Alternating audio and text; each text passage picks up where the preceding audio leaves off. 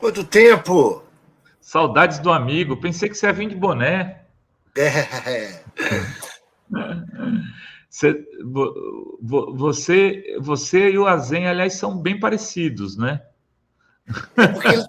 É porque o Rovai está de boné para não revelar que é nosso irmão, na verdade. Hein? Separados no nascimento, né? Deus fez algumas cabeças perfeitas, o resto cobriu de cabelos. Outros usam boné. Hein? Outro dia me perguntaram por que o pessoal da Fórum todo usa boné. Eu falei, aí não é comigo, não. A Sinara falou, eu vou ser discreta. Eu fiz um contrato aqui com os amigos da comunidade, Fernando, que eu preciso diminuir, chegar dos 90 quilos para baixo. Na hora que eu diminuir de 90 quilos, eu tiro o boné. Não fico com cara de bolacha. Não, você está bem. 94, eu preciso baixar de 90, tem até o final do ano. Fernando, primeiro, obrigado por ter aceitado participar aqui da nossa conversa de hoje. A gente tem algumas questões aí importantes que eu queria avaliar contigo, né? A começar, Fernando, pela questão jurídica, do ponto de vista jurídico, que você explicasse para a gente como é que está essa questão das denúncias do Bolsonaro. Hoje saiu uma notícia no Metrópolis dizendo o seguinte, que a gente repercutiu aqui na Fórum. Bolsonaro e os ministros e generais Walter Braga Neto e Augusto Heleno serão indiciados pela PF pela tentativa frustrada de golpe após a derrota para Lula nas eleições de 2022. Esse seria o terceiro inquérito, né? Já tem 2 na PGR com o Gonê, esperando se ele oferece ou não denúncia. O que consta é que ele ofereceria, depois das eleições, a denúncia contra o Bolsonaro, que é no inquérito, se eu não me engano, das joias e da vacina. E tem esse terceiro que está na PF, que, segundo o reportagem no Metrópolis, eles serão acusados de crime no caso da tentativa de golpe, também do 8 de janeiro. Vamos fazer um revival. Vamos fazer uma retrospectiva. Como você disse, as últimas notícias eram que o procurador-geral, que tinha recebido uma série de inquéritos, tinha tomado a decisão de não realizar denúncia enquanto estava o processo eleitoral municipal no país.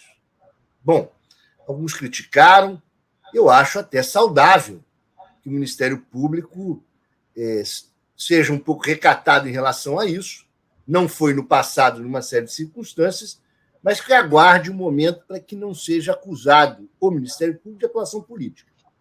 Mas parece que é incontornável a possibilidade de denúncia. E eu escrevi um artigo também há um tempinho atrás, no Conjur, em que eu apontava essas indas e vindas do Supremo Tribunal Federal em relação à jurisprudência pouco percebida, que foi a questão do foro de prerrogativa.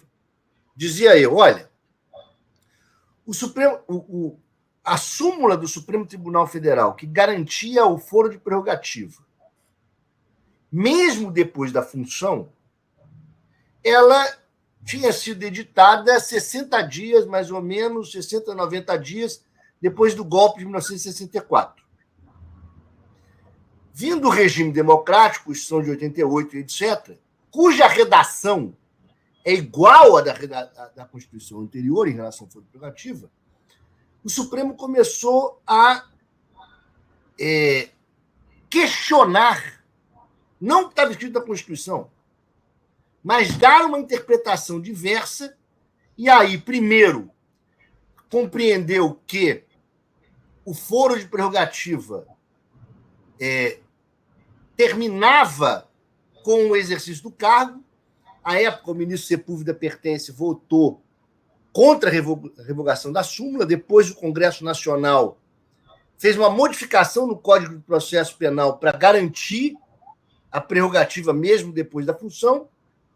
O Supremo julgou inconstitucional essa mudança e aí, então, o Supremo, à época, assentou uma jurisprudência de que o foro de prerrogativa terminava com o exercício da função. Depois disso, o ministro Barroso inventou uma tese que foi majoritária no Supremo, de que o foro de prerrogativa ele se extinguiria mesmo se o sujeito fosse reeleito. Então, se criou uma distorção de deputados federais reeleitos que passaram a responder inquéritos de primeira instância. Por que eu falo isso tudo? Porque é o seguinte, se o Supremo Tribunal Federal não tivesse criado este caos, nós não teríamos 2 ex-presidentes da República presos. O Lula e o Temer. Vamos lembrar que o Temer foi absolvido. Certo? Mas se permitiu com que o juiz de primeira instância, ou não juiz, ou um juiz suspeito do Paraná, prendesse o Lula e o seu franchising do Rio de Janeiro prendesse o Temer. E aí se colocava a seguinte questão: e agora, como fazer com Bolsonaro se tudo que os bolsonaristas querem é sair do Supremo Tribunal Federal? Só que o crime que ele vai ser acusado, os crimes, tem absolutamente vínculo com o cargo que ele exercia, presidente da República. Portanto, eu dizia, não há outra condição do que o Supremo Tribunal Federal, que é a primeira vez que o Supremo Tribunal Federal vai enfrentar diretamente um ex-presidente da República como réu. Porque quando revogou a súmula, quando agitou a súmula, eles pensavam no Juscelino Kubitschek, tá? Quando revogou a súmula, há comentários de que, olha, nós não temos um ex-presidente da República acusado. E quando o Supremo enfrentou o processo do Lula, não enfrentou como juiz originário, mas enfrentou em recursos de habeas corpus. Só que o seguinte, só que na tentativa de golpe é algo extraordinário. E mais, a Constituição diz que os comandantes militares também são julgados pelo Supremo Tribunal Federal. E aí vem exatamente de encontro à pergunta que você está fazendo, da notícia de hoje. Ora, há uma indicação de que a Polícia Federal irá indiciar o Bolsonaro e comandante militar, se eu não me engano, da Marinha, em razão do depoimento de 2 outros comandantes militares que disseram que o Bolsonaro apresentou uma minuta golpista e teve apoio do comandante da Marinha. Então, é incontornável o problema. Eu tinha a previsão que nós terminaremos o ano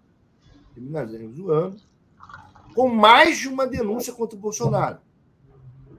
E aí nós temos a seguinte questão: o Supremo Tribunal Federal não declinará a competência desses fatos, certo? Já reviu a sua jurisprudência em relação ao foro prerrogativo, não declinará. E aí nós temos uma enorme possibilidade, diante do que aconteceu com a velocidade dos processos de 8 de setembro, de haver condenação do Bolsonaro antes da próxima eleição. Porque o processo das joias é de uma evidência brutal. Né? Não há o que questionar. Vai ter direito ao devido processo legal, à presunção de inocência, mas é difícil desviar de um fato que está comprovado. E o seguinte, o enterro do Bolsonaro na questão do golpista foram os depoimentos militares. Queria fazer um apontamento que eu tenho colocado sempre. Olha algo extremamente relevante. É a primeira vez no Estado Democrático de Direito e na história do país que nós temos militares julgados pela justiça comum. Isso decorre da decisão do ministro Alexandre de Moraes, que permitiu à Polícia Federal a investigação dos fatos, até porque os crimes de tentativa de golpe não são crimes militares, não estão no Código de Processo, no Código Penal Militar. São crimes de militares e de civis contra a democracia. Portanto, tem que ser julgado pela Justiça Comum, e, nesse caso, com o envolvimento do comandante da Marinha e do ex-presidente da República e do Supremo Tribunal Federal. Então, para concluir a minha resposta, parece inevitável, parece uma certeza quase absoluta de que nós terminaremos o ano com mais de uma denúncia, 2, 3 denúncias contra o Bolsonaro, e que, pela velocidade que os processos estão sendo tramitados no Supremo Tribunal Federal, nós teremos consequências e, provavelmente, condenações dele antes das próximas eleições. Muito bem, um relato, um histórico aí bastante completo, né, a Zé Ensinara, sobre essa questão da PGR e da PF, da investigação e do inquérito. O Fernando sempre apostou nisso, né, que ele seria indiciado, né, Fernando? Você sempre... e que seria condenado, inclusive, né? Você aposta que o Bolsonaro terá poucas chances no Supremo Tribunal Federal. No resto do Brasil, muita gente é cética disso, não é, Fernando? Inclusive na imprensa, né? Muita gente é cética de que ele chegue a ser condenado, né? O que acontece é o seguinte: primeiro, nós temos uma história de evitar rupturas, né? Desde a nossa independência do imperador contra o pai, nós não tivemos uma guerra como nos Estados Unidos, do Sul contra o Norte, né? As nossas ditaduras acabaram com a anistia, nós não tivemos responsabilização dos torturadores. Então, há uma cultura que nos leva a uma análise de que, como o Lênio Streck, meu amigo, diz, há um lavapanismo em relação aos fatos. Mas eu não estou enxergando dessa maneira, porque o que o Bolsonaro tentou fazer, e está tentando, primeiro, ele tentou fazer uma rede de proteção dele que funcionaria e o deixaria imune caso ele fosse reeleito. Esse é o fato. E ele apostou tudo. Quando ele, além dos crimes, ele ainda atacou o Supremo Tribunal Federal. Ele só não realizou o golpe, e por isso é tentativa, realmente, por circunstâncias alheias à vontade dele. Porque, se ele pudesse, ele realizaria o golpe. Muito bem. Só que as instituições estão prensadas para funcionarem. Ele está realizando uma força, vamos dizer, política eleitoral ainda, o Bolsonaro, esperando uma cartada de que se consiga, através do Congresso Nacional, uma anistia aos tadinhos das velhinhas, segundo eles, né? E, óbvio, não tem tadinho nenhum aí, que teoricamente, na visão deles, no discurso deles, não é nem na visão, teria só depredado o patrimônio público, para tentar se safar, ou, na verdade, a sua grande saída seria tentar eleger o próximo presidente da República, para conseguir, de alguma maneira, uma decisão presidencial que o beneficie. Mas, veja, do ponto de vista institucional, tendo em vista que o Supremo Tribunal Federal foi largamente atacado, e ele, de fato, estabeleceu uma guerra contra as instituições. As instituições, para sobreviverem a isso, precisam funcionar. E aí não há muita saída, na minha opinião, do procurador-geral do que denunciar. Até porque, vamos lá, Essa minha análise, caro Rovai, Sinara e Azenha, não é uma análise do ponto de vista político revanchista. Nós precisamos de nos vingar com o Bolsonaro. Mas é simplesmente o seguinte: do ponto de vista jurídico, é evidente a tipicidade dos fatos. Então, não há saída. Eu pergunto, o Ministério Público, o Procurador-Geral, iria pedir, diante de depoimento de 2 comandantes das Forças Armadas, olha, os bolsonaristas que sempre fizeram, vamos dizer, uma propagação das Forças Armadas. Diante do depoimento de 2 comandantes das Forças Armadas, que o presidente da República apresentou uma minuta golpista, o que vai fazer o Procurador-Geral? Pedir o arquivamento? Dizer que não tem elementos probatórios?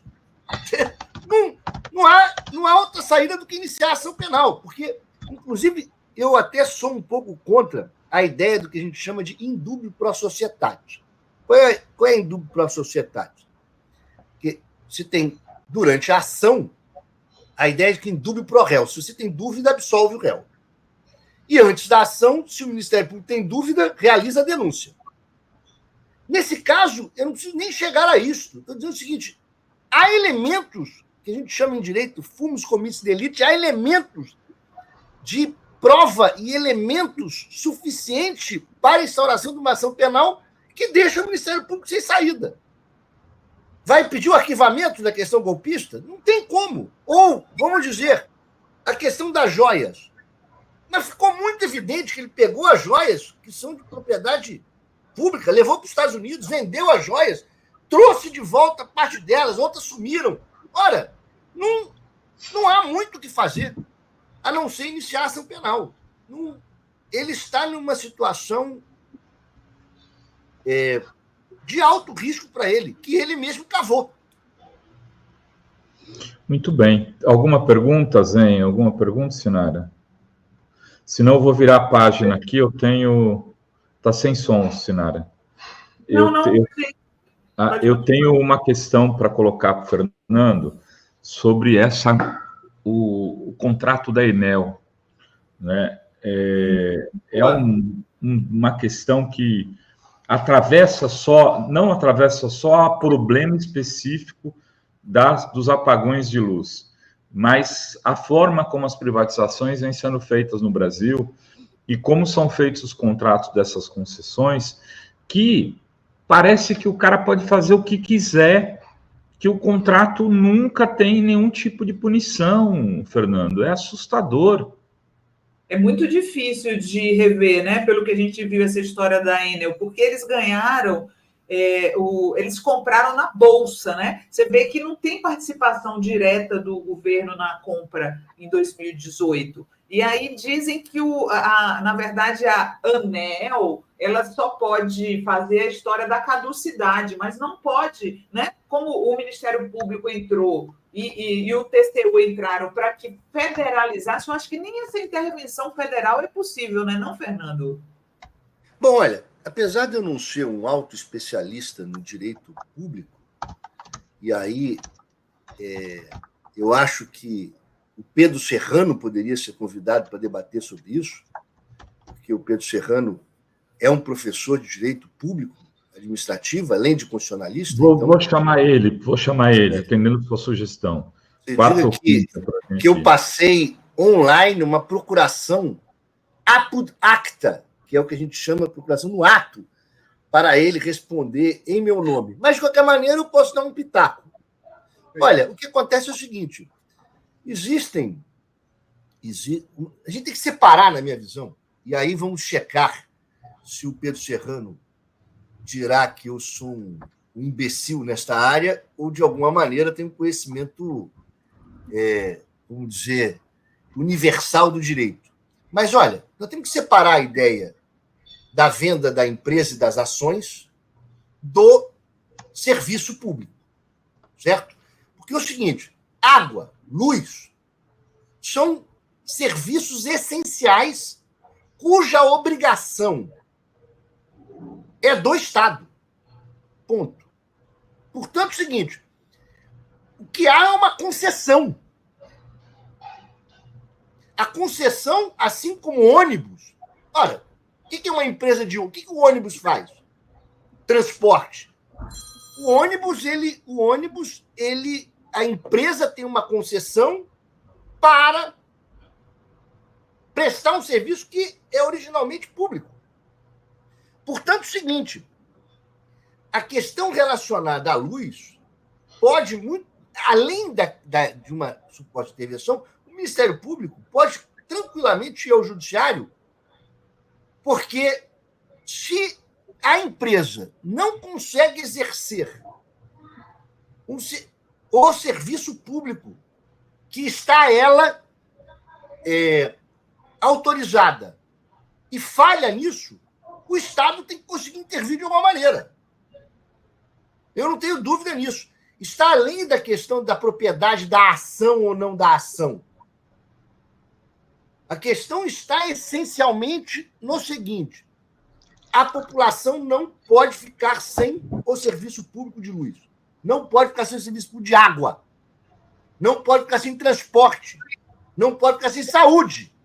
Ora, o Estado tem a obrigação de fazê-lo. Se o particular, qualquer um que esteja exercendo, seja porque comprou na Bolsa de Valores, seja porque teve a venda de participação do Estado, seja porque é um serviço que ela é concessionária e ela não exerce, o Estado tem a obrigação de suprir esse exercício. Eu entendo que haverá completa legitimidade em relação a isso. Agora, entendo que essa é uma análise essencialmente do Poder Executivo, não do TCU, como estão vinculando, ou uma ideia de tentar se forçar a barra para se jogar a responsabilidade na União, porque há a responsabilidade da Prefeitura em relação ao que ocorreu, por falta de corte de árvores, certo? Agora, o Estado, seja o Estado-União, seja o município, tem o dever legal de suprir isso. E, se for necessário, evidentemente, veja em questões muito menores. Se você faz uma obra em casa, vamos dizer uma obra comum, ok? E aí o seu empreiteiro não cumpre adequadamente com o contrato. Você pode contratar terceiros para cumprir sob as expensas de quem você contratou anteriormente. Fernando, você não achou estranho que o Nardes tenha ido para São Paulo para chegar lá e dizer que a responsabilidade é da ANEEL e do governo federal? Justo o Nardes, que foi um dos principais responsáveis pelo impeachment da Dilma? Acho que é evidente que, como nós estamos no meio de uma campanha política, e que isto é essencial na campanha, e o fato é que os efeitos políticos dessa questão são enormes, estão se utilizando desse discurso. Né? Mas eu não tenho dúvida, há uma culpa relevante da Prefeitura, inclusive a divulgação de que caberia à Prefeitura a poda de árvores em relação a evitar com que essas árvores caíssem sobre postes, etc. Isso, a Prefeitura tem responsabilidade objetiva em relação a isso, e também tem a empresa concessionária. Né? Agora, vai acabar tendo que, de alguma maneira, se isso não é superado, já haver uma intervenção, sim. Tá? E não se está aqui discutindo a questão societária. Estou dizendo, Sinara. Você disse, olha, eles disseram que compraram na Bolsa de Valores, ou eles disseram que... Mas nós não estamos tratando aqui da nulidade ou não da compra, ou do Estado retirar as ações, até porque, se o Estado intervém na prestação de serviço, as ações vão cair, né? É outra coisa. Né? O dever de obrigação é do Estado, e ele tem que agir para superar a dificuldade que o concessionário está realizando. Inclusive, depois é possível que haja responsabilização, inclusive, da Prefeitura também e dos seus agentes que foram omissos. Muito bem, Fernando. Não sei se a Zenha tem alguma pergunta para o Fernando. Eu só queria saber do meu querido irmão, Fernando Fernandes, o povo brincando com a gente aqui, sobre a questão de prazo na questão do Bolsonaro. Tem muita gente perguntando, mas é a possibilidade. Não dá para estimar, né, uma vez ele denunciado, o andamento desse processo. O que lhe parece, Fernando? As pessoas perguntaram. Olha, o que acontece é o seguinte, eu já estimei. Veja, eu faço a estimativa, não é certeza, né? Eu não estou aqui para dizer um cálculo matemático, mas eu acredito que haja denúncias antes do fim do ano. Tá? Outras podem se desdobrar no início do ano, talvez. Mas, pela expectativa do que ocorreu na velocidade dos processos da tentativa de golpe, eu entendo que haverá conclusão, certamente, de alguns desses processos antes da próxima eleição. Eu não acho que esse processo entrará numa vala comum, demorar anos. Acho que há uma prioridade do Supremo Tribunal Federal, e eu não trato isso como perseguição, mas há uma prioridade do Supremo Tribunal Federal em assentar a democracia, chegando à conclusão da culpabilidade ou não daqueles que se envolveram com a tentativa de golpe. Então, a minha expectativa é que, antes da próxima eleição, haja a conclusão e julgamento desse processo. Muito bem. Muito bem. Fernando Augusto Fernandes, agradeço aí a sua atenção para com a Revista Fórum, sempre disposto a nos oferecer aí um pouco da sua sabedoria, da sua pertinência, doutor. Muito... Cheque com o Pedro Serrano, se minha opinião foi adequada em relação ao tema. Checarei. Mas eu que agradeço o convite e fico à disposição, como sempre. Obrigada, Obrigado, Fernando. Muito bom, valeu.